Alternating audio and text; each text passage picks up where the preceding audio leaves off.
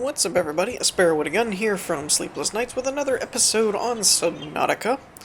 When we left off in the last episode, we actually got pretty darn squared away for a normal episode length. I do have a almost dead sea glide, though, after all of that. I probably should put the radiation helmet back, I guess. Well, yeah, I'm going to put it back for now. We made a high-capacity tank. We've got the radiation suit as well as a rebreather, so we can not only breathe better under deeper waters, but also we have, more air. The other aspect is that we got a sea moth now, which is really cool, and hopefully going to help us quite a bit on getting to this guy over here, the Second Officer Keen's last broadcast location. One thing that I wanted to check that I just remembered is we should have had better fins. Didn't we get something for better fins, or was that just a partial blueprint? I could have swore I have fins. I thought we were getting the fragments for the quicker ones, or the Ultra Glide. There they are. Oh, you need a modification station for that. Alright. Okay. So we have it, we just can't use it. Okay, so we are getting beeped at the moment, so let's go ahead and check our radio message. This is Sunbeam. You know Aurora. We're from a little transgov on the far side of Andromeda, and we have a saying there. There's no bad without the good, no good without the bad. Sounds like you tasted a bunch of the former, but that only means you're overdue a whole lot of the latter. Might just be we're in. We're scanning for somewhere to park. We'll be in touch when we find it. Sunbeam out. Yay! We're saved! Unless you've seen enough of the close to early access ending point where they've, where they got to the Sunbeam part of the storyline.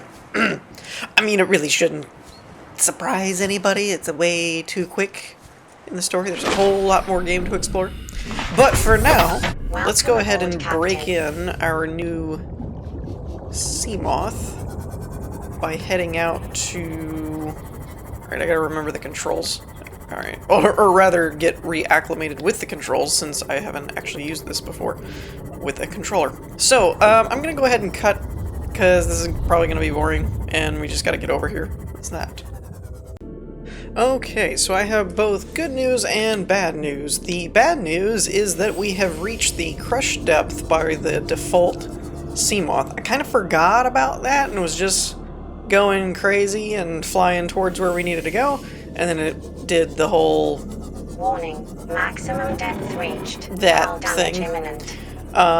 So the good part is that we do have thermal plant. We do have the rebreather, so that's nice, and we have the doubled up heavy oxygen tank thing. A moon pool. This region is unusually low. Yes. Cause unknown. Is unusually, what did it say? Unusually aggressive, or prawn suit torpedo. Oh, we're getting into the prawn suit now. Cool. Okay, so I'm gonna need a laser cutter for that door. Is there another way in here? I've actually found that a good chunk of the time there's usually another entrance, but some of the later areas are probably more specific to like laser cutters and things like that, just to make sure that you're using, or you're at the level you're supposed to be at. So let's go ahead and take a dive down here. Hope we don't, die or anything. That would be bad. Also, I ran across these, too. There's rubies, which, to the best of my knowledge, I don't recall there being any rubies before. So that came as a bit of a shock. Let's see here. What is that? creature egg. I wonder if that's actually viable now. Oh, wow, okay. That's,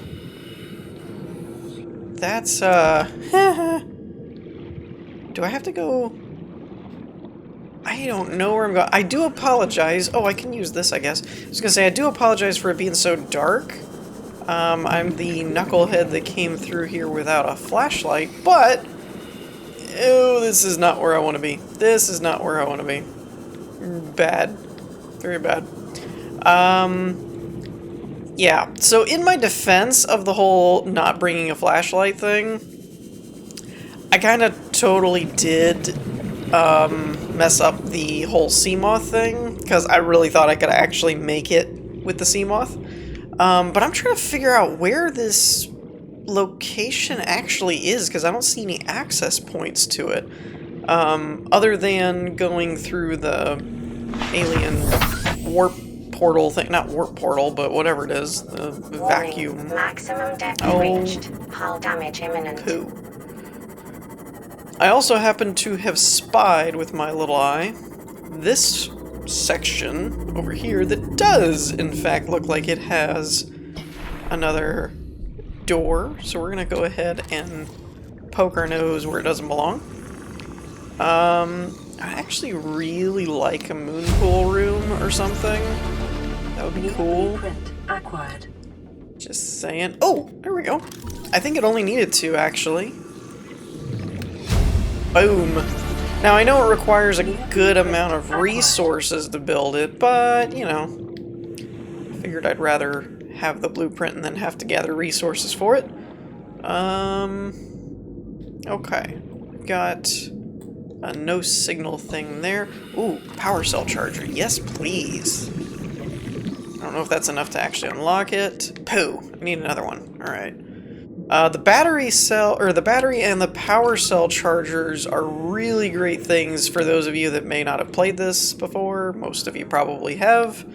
But in the instance that you haven't, really, really cool, because you don't have to keep actually replacing batteries. You can actually just recharge them, as the name implies. Okay, ooh, what is this? So, one of the big problems is the whole lack of flashlight thing. I really didn't anticipate that being that much of an issue, but especially since it's hit nighttime and I don't have the sun coming down, it's kind of an issue, I'm not gonna lie. So, let's see if we can't position the sea moth a little bit better. Maximum depth reached. Hull damage imminent. Alright, so that's probably as good as we're gonna get with the sea moth. I'm hoping that we can get down here. Oh, yep, there it is, life pod 19. Cool. Alright, so we found our life pod. Let's see what we got going on. I see one of the data pad things over here, data box. Ultra high capacity tank. Now that's what I'm talking about. That's gonna come in handy. Signal location uploaded to PDA. What signal? Aurora rendezvous point. Oh, okay. Oh, right. Because I actually needed to find the data so that then I could actually meet at the rendezvous point. Okay, I remember now. I was kind of thinking that we were trying to actually get to the... what was it? Second... Ow! Watch where you're going. What was it? The second mate or first mate or something's area? Okay. Let's see. Survivors? Let's check. To all crew, if you're reading this, then you have followed the automatic distress signal broadcast by this life pod's onboard computer. Contrary to my orders, I have been forced to evacuate. Your orders are to disregard my safety and attempt to reach the designated rendezvous coordinates at the nearest landmass. I hope to see you there. So I guess we'll jump over there because that does seem to be like the next story point, per se, if you will. Like, I don't really have any other than going to... oh, wow, that is right there. Okay. I thought it would be a lot further away than that. It's like, boom, there's the island. Alright. Well, that makes things easy. I'm gonna come around to the other side, though, I think. Okay, so this is actually pretty cool. I was trying to get as close to the beacon thing as I could, and I actually went under the island, and I found this little, almost like a natural moon pool kind of thing, which is pretty darn neat. Now, I believe, unless they've done some major changes to the game, which they could have, I think we should only really need our knife and, like, scanner and stuff. Oh, wow. Picking up multiple energy signatures on the island's surface. Surface. Okay. I don't know that I need that. I need water, though. Oh, boy. I guess I could eat him raw, but... yeah, whatever. Alright. What do we got here? Voice log. Integrating new PDA data. There it We is. have to board the Aurora, repair the long-range comms, make contact with the other survivors. We can't be the only two that made it. Those are not the orders the captain gave me, and they are not the orders I'm giving you. This isn't chain of command, it's survival. My obligations as acting commander don't turn on their convenience. Get out of the water. If I get into trouble, I'll send you my coordinates. I can't let you go alone. Then come with me. You don't leave me much choice. Received emergency transmission from Second Officer Keane, 2 hours after last activity. Rendezvous was a failure. Intercepted a transmission from Altera HQ. Seems they sent a data package to the Aurora. We were intercepted by a Leviathan-class predator before we could reach the ship. Consider the CTO and I lost at sea. Be safe. Keane, out. Okay. Alright, so they're kind of actually... this is pretty cool. This is actually interesting. That part wasn't there before. They didn't have, like, the voice logs or anything like that. So they reached this rendezvous point, but then they decided to go back to the Aurora to try and fix it, or fix the radio, or whatever. And then basically ended up running into a... they're calling it a Leviathan class, but for those of you that this is not your first season of the series, we all know it as a Reaper Leviathan. So that does kind of confirm my suspicion that you're really supposed to have a Cyclops probably before you go there. I mean, we might not. We might get a little gutsy with it. We'll see. But I kind of wanted to run around up here a little bit. Anyway, I'm not sure if this is technically the right story progression or not, because, I mean, it's an open world type setup. You can kind of do it how you want. I mean, the original Early Access didn't even have a story. But, I'm kind of thinking there's some good blueprints on the island that I wanted to find. There's also some plant that I always used to like to have on hand, and I don't remember what it is. Hanging fruit? I think it's hanging fruit. Alright, there's one. That'll give us the observatory. There's the other one. I think there's 3. Unless they've changed some stuff around. I'm on the wrong side, I think. Where's that lead? There's so many paths. Alright, maybe it's over there. I'm gonna fiddle fart around trying to figure out my way up here. I don't think there's anything too crazy on the island at the moment. Anyway, I think it's mostly just abandoned stuff. So, I'll probably look around, and if I find anything worth showing, I will show it. Otherwise, probably reconvene in a minute and go through whatever blueprint loot we've gathered. Okay, so we've got a little bit going on here. I'm at the middle site, which I forgot. I was looking at the 2 observatories, but there's actually the middle one down here. And I've so far managed to get a bulkhead blueprint, the indoor grow bed, and I believe the exterior grow bed as well, the wall planter. I don't know where the... oh, there it is. A spotlight. Finally got the multi-purpose room, which will be a lifesaver, and the observatory, so that's pretty cool. Also got the starter for the stasis rifle, so that'll probably come in handy if we can ever find it. And I guess I accidentally got enameled glass when I picked up one of the other blueprints. Now, as for the logs, we've got 4 of, well, 3. I take that back. I wasn't reading it right. There's 2 Degasi ones, 1 Bart one, and 1 Paul, both from Torgal. So that's interesting. I think these are, yeah, those are all just the blueprints that I got. I'll clear those later. So let's check Paul's first, I guess. Chief's log, 5 weeks since the crash. The only other survivors are my son, Bart, and Maida, the cut-price mercenary I commissioned for the journey. After days drifting in the life pod, rain hammering on the roof, the weather cleared and we washed up here. I had Maida salvage the Degasi wreck, set Bart to finding us a stable source of food. His education is paying off sooner than I'd anticipated. Our only problem is Maida. She says the weather's going to turn. I say she's finding excuses to risk our lives. I imagine she's not gonna weaken her life without a physical altercation, and she's itching for a fight. In every judgment she makes, things go from bad to worse. If she had my experience, she'd have more faith. Humans have spent millennia specializing in how to shackle nature to our will. This planet won't cause us any new problems. My one task now is to keep us alive, as comfortably as possible, until the insurance company arranges rescue. In this part of space, that could be months, or even years.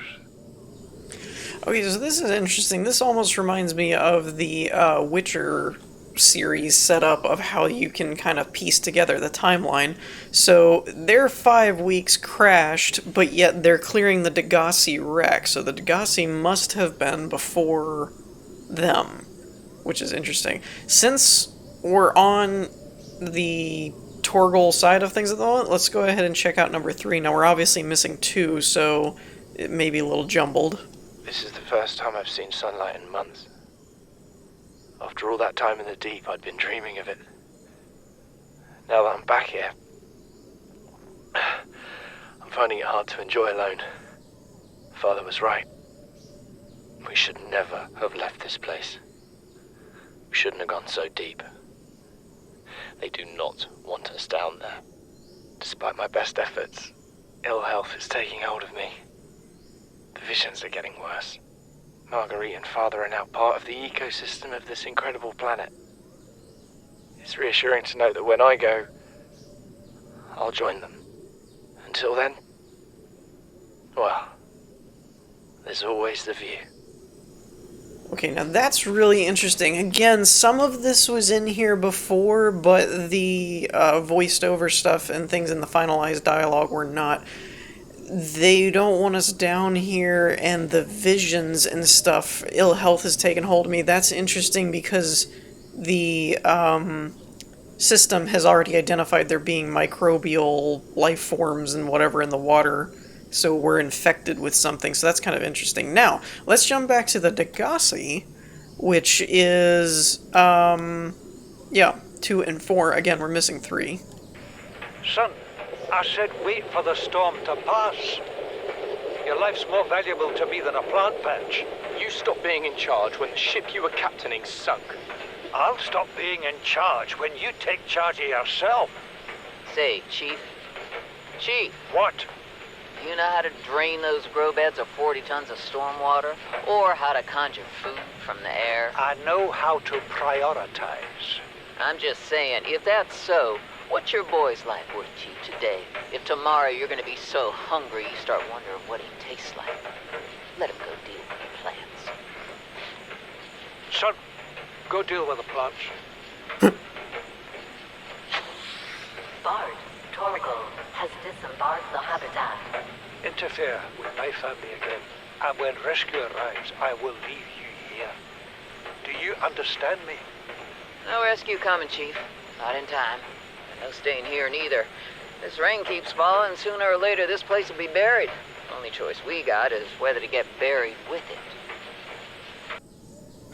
Okay, so again, this is kind of interesting because this one is set 5 weeks since the crash. Apparently Degasi was their ship. I misinterpreted that. But yet, you know, they're talking about the rain and after days of drifting in the life pod, rain hammering on the roof, etc. and so on, but then the weather cleared. So this is log 1 of Paul, yet log 2 of the Degasi one is still before that, so it's kind of interesting. Let's see what this one has to say. What is that thing? I don't know. I found it outside in the sand. Part of another ship? None I've ever seen. It's not even scratched. Don't fool around with it. It might be worth something. Stand down, Chief. If it were gonna crumble to dust, it would have done so when I picked it up. It's glowing. We're not the first people to come to this planet. People. Maybe. Could be aliens. Could be the sea monsters for all we know. One thing for sure, we ain't gonna find out by staying here. Interesting. Okay, so this brings me to the other point, which is this little guy. Oh, okay, that's cool. That's new. You can't scan it. Oh, yes, it is. Never mind. I'm a dum-dum. I was scanning it and the little ripple-y thing was going off. I thought it was shielding. I wasn't even paying attention to the screen on my scanner. All right, so we'll pick up the glowing purple tablet. Ooh. All right, so obviously this is kind of where the Degasi survivors and the Torgal family set up shop and was trying to survive. And it sounds like both the other two did not, and Bart was the last to go due to an illness. Which I'm guessing is the same thing that we've contracted at some point or another, because it seems like everything on this planet ends up infected, or at least all the humanoids. So, let's run up here really quick, or as quick as we can, because we're getting a little long on the episode time. Let's run up here to, well, or try to, this other one and see what secrets are up there. Okay, so really quick, one thing I wanted to point out is when I was looking at this, I didn't actually read the description thing here, which I always find the alien stuff to be the most interesting stuff of the story so far. So this carbon-based device is lighter than it looks and features a symbol which resembles a U, or a V, I think it's a U, lit up in purple. Despite the onboard power still functioning, algae growth on the exterior indicates it was abandoned hundreds, perhaps thousands of years ago. While the technology is far beyond Federation levels and there is no obvious way to interface with it, it should nonetheless be possible to fabricate a precise physical copy of the device if necessary. I always find that interesting. We don't know what it is, but apparently our replicators can replicate it, and I'm just kind of like, how does that work exactly?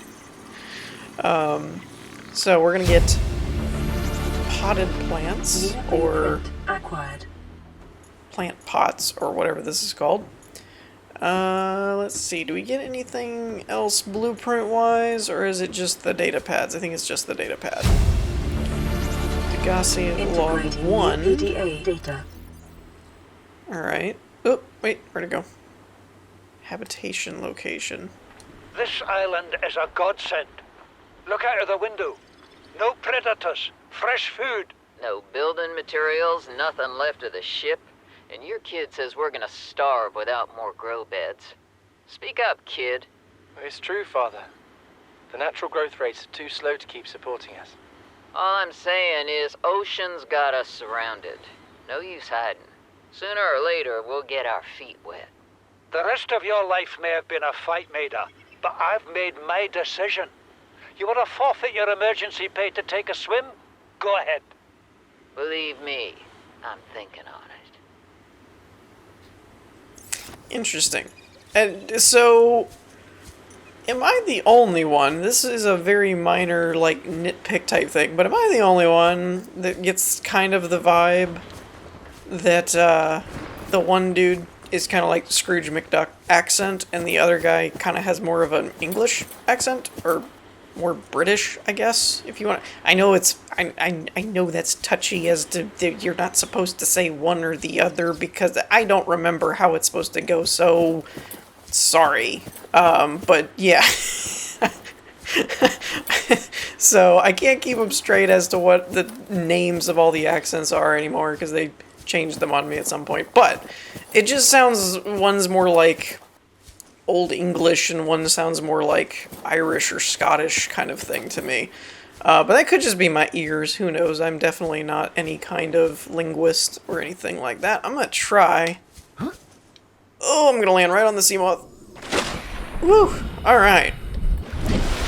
High dive goes to me, 10 points. Alright, so with that, I think we're going to wrap things up here for this episode. We got a lot of the story chunk done, and even the island explored for the most part. I think I'm going to do a little bit of building next episode, or possibly even before the next episode or something, so that we get a little bit more of an established base. And I also need to get some stuff like the laser cutter and things, and then I think we might end up moving towards the Aurora, possibly. I'm not sure. But let me know what you guys think in the comments. In the meantime, I hope you all enjoyed. If you did, leave a like, and I will see you all next time. Peace.